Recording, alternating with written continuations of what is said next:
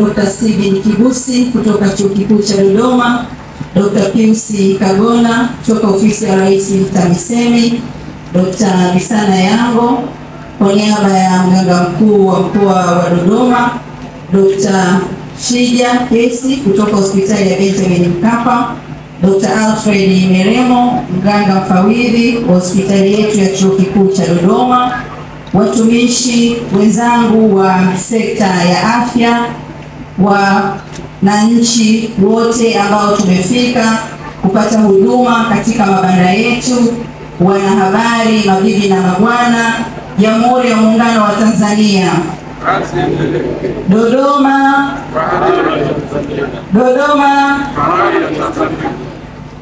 Ndugu wananchi wote ambao tumefika eneo la kupata huduma, napenda kwanza kabisa kumshukuru Mwenyezi Mungu kwa kutuwezesha kuwepo hapa katika siku hii ya leo, siku ambayo ni siku ya maadhimisho ya siku ya figo duniani. Maadhimisho haya yalianza tangu mwaka 2006 na hufanyika duniani kote kama ambavyo wenzangu wamesema, siku ya kila Alhamisi ya pili ya mwezi Machi. Mwaka huu Chuo Kikuu cha Dodoma kwa mara nyingine tena kwa miaka mitatu mfululizo sasa kimeendelea kuandaa maadhimisho haya kwa manufaa ya wakazi wa mkoa wa Dodoma katika viwanja vyetu hapa vya Nyerere Square. Ndugu wananchi, nipende kuambia kwamba siku ya figo duniani ni kampeni ya kimataifa, na kampeni hii kimsingi ina lengo la kuongeza ufahamu unaohusu umuhimu wa kutunza figo ili kupunguza madhara yatokanayo na ugonjwa wa figo.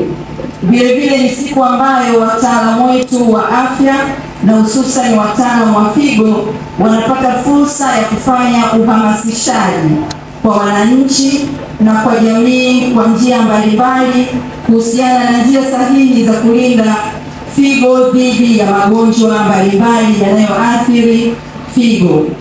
Ndugu wananchi, takribani watu milioni 850 duniani kote kama ambavyo nilikwisha kusema kwamba wanaishi na ugonjwa sugu wa figo ambao kitaalamu tunaita chronic kidney disease.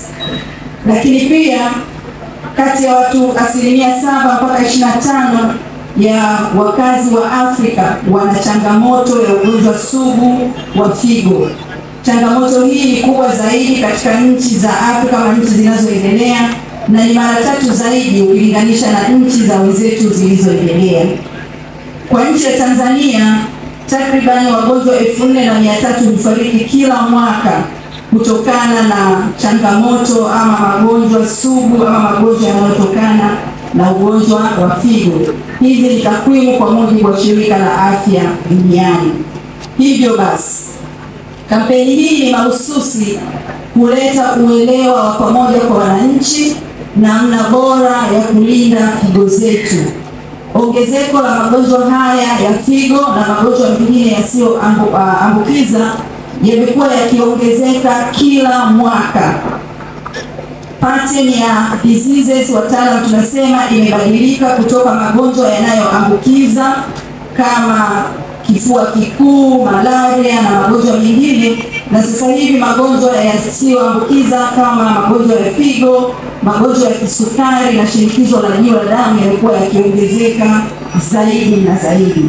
Hivyo basi kauli mbiu ya mwaka huu ni gundua mapema, linda afya ya figo.